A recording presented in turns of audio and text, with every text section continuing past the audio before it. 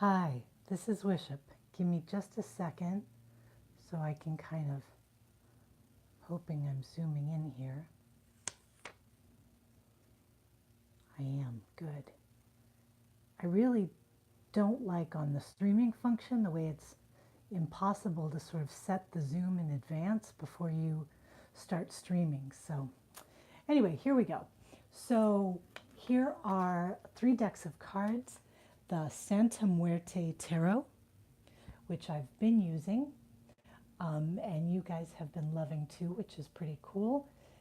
And also the Tricker Tarot, which I did a deck walkthrough of. And also we had a giveaway. So viewers, Two Stars Tarot and Fire Witch Tarot, both have gotten it and done readings with it. And they also sent a copy to James Him Mitchell, who is another reader here on YouTube, and he used it for his Halloween week reading, which is pretty cool. So the last deck I'm using is a relatively new one. It's the Black Cat Lenormand. It's another Alexander Musruck Lenormand deck. If this, well, I should just say one of the features about this deck that's pretty cool is it not only has vintage illustrations, but it also has extra people cards. So for example, these are the ones I did not use, but I have an extra main man and main woman card. And I have 2 extra child cards. So if that's something that you look for in a Lenormand deck, to get extra people significators so that you can mix and match them based on the kind of reading you're doing or the kind of situation you're reading for, that might be something to keep in mind. So what I thought I would do is kind of a 3 worlds reading. So I'm using 3 sets of 3 cards to examine 3 worlds. So we'll do what I might call the lower world. So that'll be our memory, our past. It'll also tie to ancestral issues. It can tie to healing that we've done or situations we've already conquered, wisdom we've gained, that kind of thing. Then we'll do an area over here, which will be sort of the mundane world, the 3D world that we interact with usually. And so things that we can touch and feel in a very tangible way, the kind of actions that we take. And then I'll do another one up here, which will be, you might think of as the higher realms. So it can be the realm of inspiration, of idealism, of goals, but also of futurism, sort of projecting out forward what you're doing. So for me to be clear, I think of the divine as occupying from top to bottom, that you can get divine messages from the deeps as well as from the heights. And the way that we sort out those messages that we're getting through various sources and the way that we put them into practice in our everyday life is kind of the fun of it. It's part of the adventure.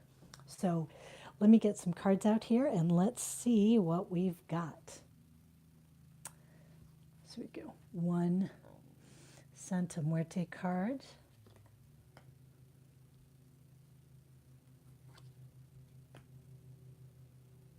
Make sure we can see everything pretty well. And then we do 1 Tricker Tarot card.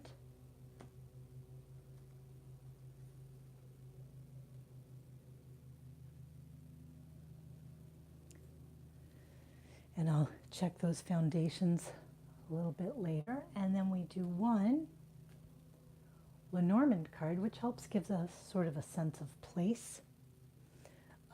It can give us an idea of the arena of life that we're talking about. Okay.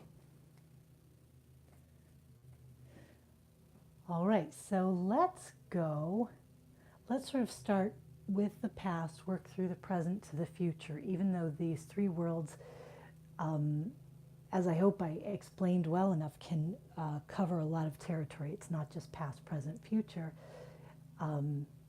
It can be the deep world, the everyday world, and the celestial world. So, okay. Okay. So this card, whoops. Let's see if I can reach it without pulling out my headphones. There we go. Okay.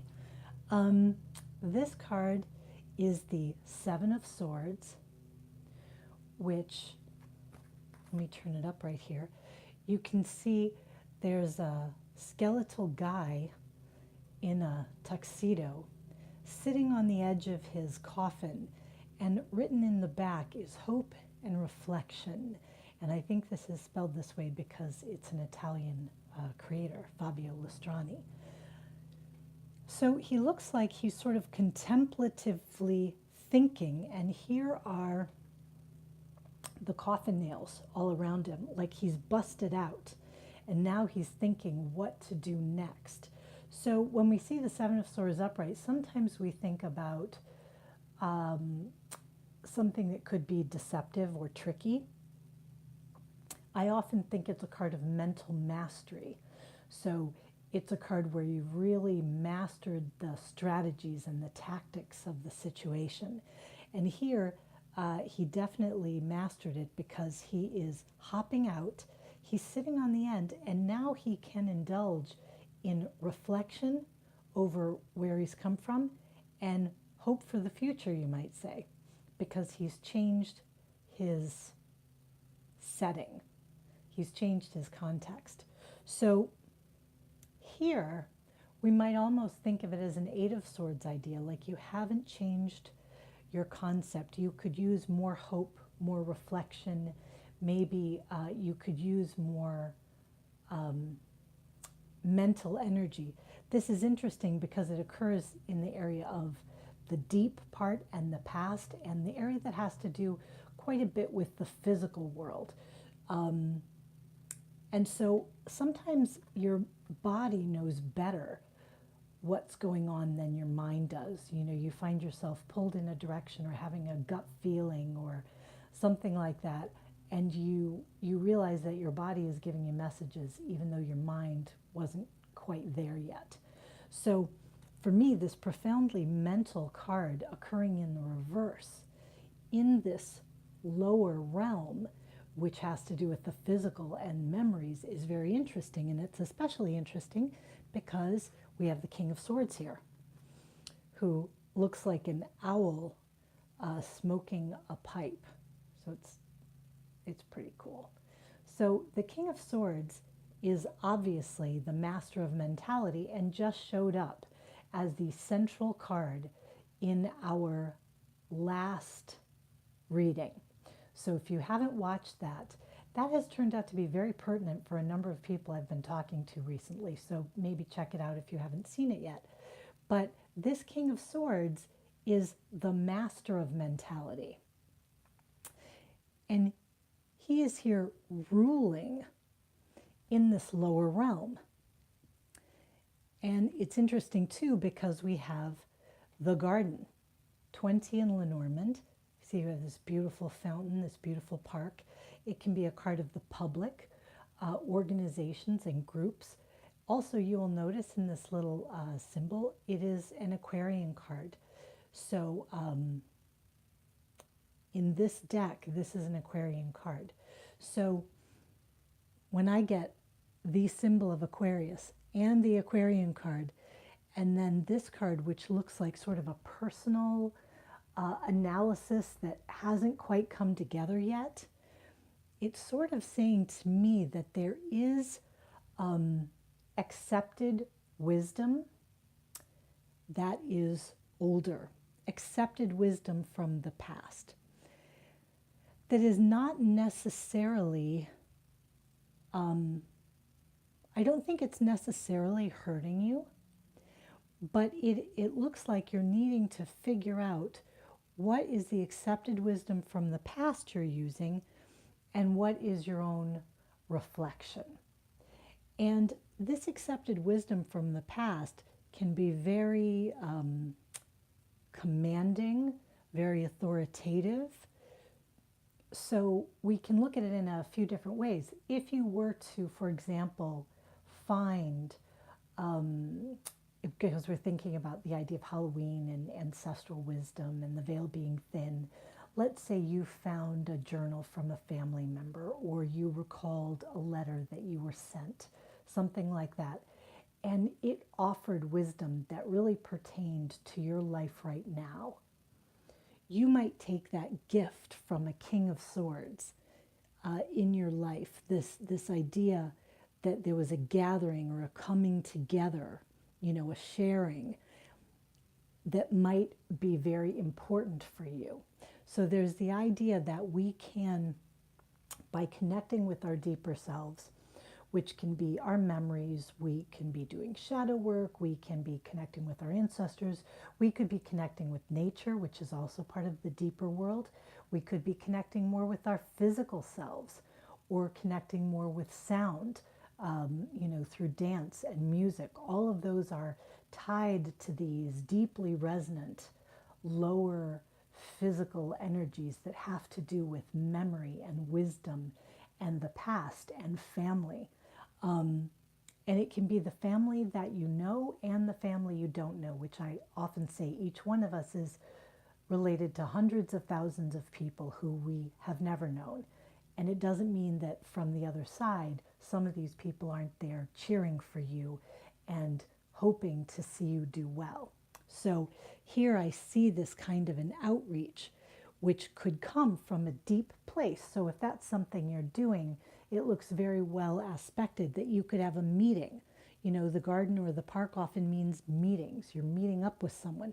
So you could be meeting this King of Swords, and it doesn't have to be a man, but it would be somebody who has an authoritative analysis, an authoritative point of view, and it might be able to resolve some of the quandaries of hope and reflection, so of backwards looking and forwards looking, that might be in your mind right now. Now, if we think of this in another way, then we could say you are having a quandary about what to do, and your deeper self is not sure yet. You don't really have that conviction that says, I know which way I want to go. I'm ready to move. And in the meantime, you could be getting a lot of input from other people. And that input might be more persuasive, if we look at it in that way, than you want, right? There's that loving advice that gives you what you need and then allows you to go forward independently, having evaluated it and incorporated it yourself. And then there is that authoritative, although he's not in the reverse, so he's a pretty positive figure in the upright. But there can be authoritative figures or authoritative opinions, especially as they might connect to public opinion or being called out in a public venue, something like that, that can feel very disempowering, at a level where it's hard for you to move. So because this is in the lower realm, I would also say if you've had a situation in the past where you were called out publicly, where an authority figure made you feel small or made you feel incompetent or made you feel like you weren't master of your material or master of your own actions, that could be something that you're dealing with now. This idea that you had and this came up in a previous reading, which is sort of why it's occurring to me now, the idea of having a public failure. And then this has left you sort of paralyzed, not quite sure which way do I go, what do I do? Because the King of Swords is upright, it can also deal, as the Queen of Swords can, with issues of justice, legality, decision-making. This ties, of course, very much into the last reading where we were talking about maybe there's a legal decision to be made. And so here we have it again. Because it is in this lower realm, I would say if there's a pending legal decision or a pending issue coming up in this realm, it's probably something that you feel dread about. It's not that high key, buzzy anxiety. It's a deeper kind of gut level dread. It can be an existential fear. And if you are feeling that existential fear, often that is very limiting to being able to see your options, because you're seeing whatever this issue is that seems to be maybe in someone else's control, or might be something that's going to be publicly known, that kind of thing. And if it feels like it threatens your very being, that's what I mean by existential threat. It threatens your existence. That may or may not be true, that it actually threatens your existence. But that feeling can be what we're coping with. So one thing I mentioned, I think a couple readings ago, this can also be the idea, because we have the public and the gathering place, and we've got the King of Swords in Aquarius, and it's futuristic. The idea of public judgment via the internet, public judgment via social media, having this public forum where you feel called out, or you might feel dictated to, or you might feel there's something authoritarian or oppressive going on. As I said, this is in the upright, but it could be something where you note an injustice that you'd like to see addressed, or you're in a position where you wish somebody would go clean up Dodge, that kind of an idea. But this can relate to those sorts of issues. So I know I took a long time in this section, but this is the underlying energy. And so my anticipation is it's going to play out through the rest. We're going to sort of see how this works. So let's get into our 3D kind of world. Here she is again. This is crazy. Four of Wands. She showed up in the last reading. King of Swords also showed up in the last reading. Knight of Wands in reverse. The Scythe. Okay, so this is juicy. We got some juicy stuff here. So when we're dealing with the Scythe, we're dealing with the harvest. So it can be just things that have to do with harvest time, this time of year. But let's assume it's probably a little deeper than that. This is, Scorpio, or I'm sorry, this is Scorpio in this deck. So we have the idea, you kind of with this card tend to look where the pointy bit is, where just the staff is, there might be a bit of a shock, but the pointy bit can be where the real harm or painful bit comes. So that is facing forward. So the idea is that there's something perhaps that you're going to cut out. And again, we have this Four of Wands, which was in the last reading. So I really say, go back and see the last reading if you want to know more about the Four of Wands. For me, this can be a homecoming card. It can be a card of associations. It can be a card of expanded ambitions. So ambitions that have to do with family, with partnerships, even with having children. There's a real sense of growth and fertility here, and she has all of these plants in her plant stand, and she has got, which I noted before, she's got bottles, she's got candles, she's got the treasure chest that would hold the pentacles, she's got obviously all the plants of wands. So she really is a well-rounded figure. This card often represents a kind of success, a kind of achievement. So here we have, it's in reverse. So in the real world, you may not feel that you've gotten your achievement yet.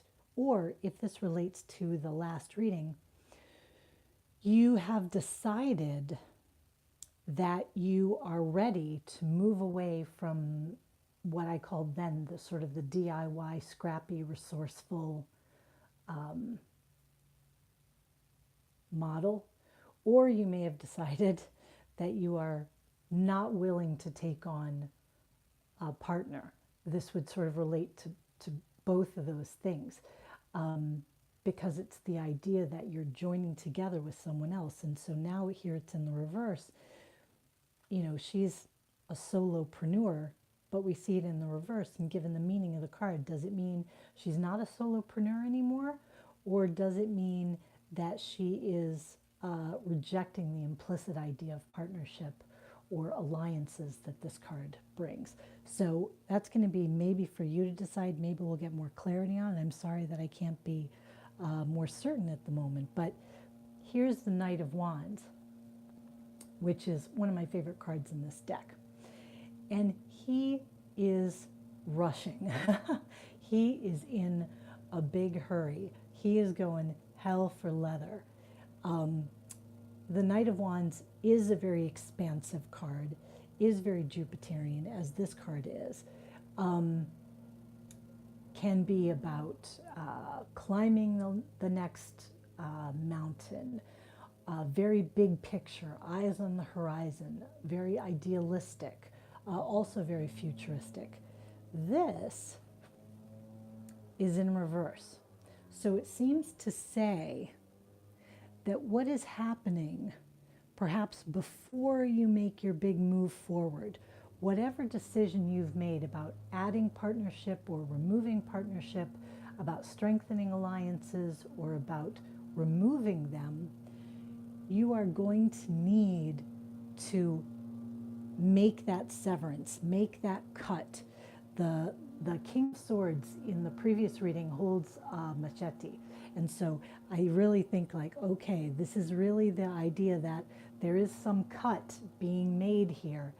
And it's telling you not to try to rush and make future plans until you've cut loose from whatever it is you're trying to get rid of. You can see this card, which is typically thought of as maybe the fastest card in the deck, the fastest card in the tarot deck. It's in reverse. It's like, slow down. The scythe is tied to Father Time and to Saturn. So it's like, hold your horses. Really be sure that you have cleaned up what you need to clean up, and also that you've harvested the good out of your current situation. I think there's a little bit of a feeling here that I'm getting that you could walk away maybe in an impulsive situation without the things that you deserve to have. So, let's think of the case like you're leaving behind a business partnership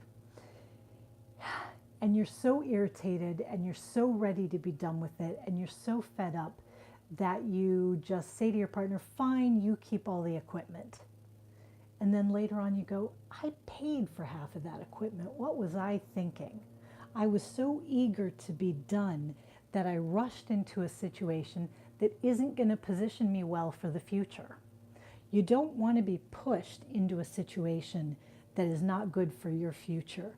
So the idea here, if we think of this as this authoritarian or other people's points of view, you could be feeling a certain amount of pressure, like this guy is, to make a decision. Decide, go forward, move it. You don't have to do that because you want that decision to really profit your future. Don't leave behind anything that you don't want to leave behind, and don't be pressured even by your own irritation and impatience. There's a lot of fire here. Don't be pressured even by your own impatience to do things that don't really suit you. It's one thing if you decide, I'm leaving this stuff behind and I'm not going to need it for the future, good. And then you make the cut and it feels cool and well-reasoned. But it's quite another thing when you just make the cut and then you walk away and go, did I just cut off my nose to spite my face? That's sort of the idea I get here. Don't cut off your nose to spite your face, whether it's in relationships.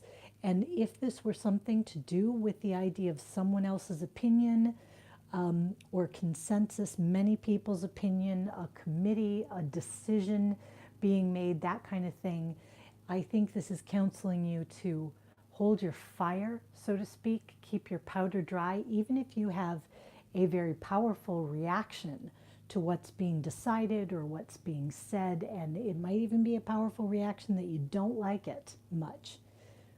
Try to think about what suits you to do in this situation and take those actions with calculation. So let's see what we get here. Nice. Interesting. Okay. All right. Okay, so here we have 2 pages in this upper ambition or upper visualization or imagination kind of area, this area of impressions and dreams. We have the Page of Cups, which is a super card for this. She's kind of dreamy, and you can see she's got the cup and she's got this skull spoon above it. So the Page of Cups is often seen as profoundly intuitive. And here the question is she checking what's in the cup to make sure it looks okay, or to learn about it, to get a closer look at it? Or is she offering it to someone even higher than she is, because she's a page, and so above her aren't, knights and kings and queens. So maybe she's offering it to someone even above her. So I think the idea here is that you can be checking something out yourself, really looking at it intuitively, looking at it sensitively, and trying to figure out what you think about it, what you feel about it. But there's also the idea that you may be being offered kind of a drink of inspiration, but inspiration that is tied very much to your feelings and to the flow of your own creativity, your own spiritual awareness, that kind of thing. And it's interesting because we have her right next to the Page of Wands, which is in reverse. So the Page of Wands is a much more fiery character, right? We have, sorry about the phone in the background, we have fire and water, sort of playing against each other. And again, here we have the idea of fire. We've got this gourd, and it says Miss October on it, but it's in reverse. So again, I think the idea is like really inspect things. Let yourself look more closely. Let yourself ponder. Don't let anyone rush you, rush you into making a decision. And the other thing is, if you are reaching for advice, you might do well to reach into what you would call ancient wisdom from your family, or tried and tested methods, or something that's well grounded in the past or in analysis, because that can be a guide to going toward the future. Like when you think of Aquarius and we think of the law, we make future decisions a lot of times based on past precedents. So this card here really lets you go, how do I look at the situations as it has unfolded in the past? And how do I use that information to reflect me towards the future? I really love the fact that these 2 words are hope and reflection, which seem to be like the 2 directions that you can go. Reflection backwards and forwards towards hope. So we have here the ship, which, again, a really great little vintage illustration.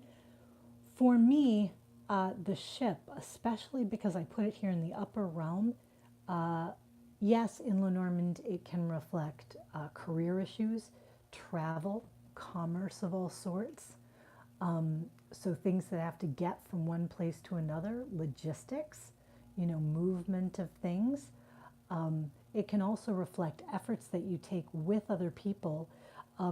This is sort of like gathering clubs, meetups. This would be like commercial activity with other people because you have fleets of ships and they travel together. In this deck, he's got this as Sagittarius. It wouldn't normally be for me, but I'm going to take his Sagittarian identification here just to point out, oh, there's a lot of fire. So here, the Sagittarian arrow is going this way, but the ship is going this way. And for me, this is what I was going to say earlier, is the ship can relate when we're thinking in a purely high up, high, sky-high realm to angelic forces, to choirs of angels, you might say, to the hierarchies of heaven, so to speak. And the idea is that they are coming over the waters this way to encourage you not to rush, but to bring you other inspiration. So I feel like there are very powerful cards in the upper area of inspiration and guidance, and also in the lower area of guidance. The place where the cards are kind of, I feel like, high pressure is in the here and now. And it looks like that's not going to be the place where you're going to feel your greatest satisfaction. So maybe just try to remember that, as Edgar Cayce would say, the unseen world is a lot bigger than the seen world. The seen world is like the little tip of the iceberg, and the vast majority of the action is taking place in the unseen world, where there are more concepts than just the ones we're aware of, more beings, more activities, more complexity. And so I think right now is a time to definitely get your arms around where you want to be in a spiritual sense. Because right now there is not, as I see, a great deal of security in your own opinions. And that is just a temporary thing. You are going to come to your own opinions. You are going to settle. I don't mean settle in a bad way. It's going to gel together. It's going to crystallize into something that makes sense for you. But the first thing to do is just stop pressuring yourself, because the pressure is probably only going to bring harm. To allow yourself the time for things to unfold. This is kind of a contemplative time of year anyway. So while you're certainly welcome to take actions, you shouldn't feel that you have to, that you're going to fail if you don't, or that you, like Miss October here, you're not going to win the crown unless you act right away. I don't think that's the case. I think it's the case that, like the ship, this is a journey you're on, and you want it to be great, and you want it to benefit you. So anyway, I hope this reading has been interesting to you. At least hopefully it helped you, kill the time on your commute or on the exercise bike or whatever. Please let me know in the comments if there were any questions it raised for you or any other ideas that you have. I am always grateful for your likes and for your subscriptions. I am also very grateful for those of you who've contacted me for personal readings. More information about getting those is on the About page for the channel. But also one thing I put there, but somehow it got, I don't know, erased or whatever, is that I also do full shield spread geomancy readings. So if that's something you're interested in, also email me and I will give you more information on that, and you can see how that sounds. So yeah, I hope you have a chilled out, I see a definite chill vibe here. I hope you have a very chilled out Halloween, and you like cool out and you listen to your ancestors and you dance around the room with like your favorite music, and you just let yourself feel it. Let yourself feel it until you really have conviction about what direction you want to go. And don't feel rushed by, the back and forth of the here and now into doing something that doesn't feel true for you. So until the very next time, rock on with your bad selves.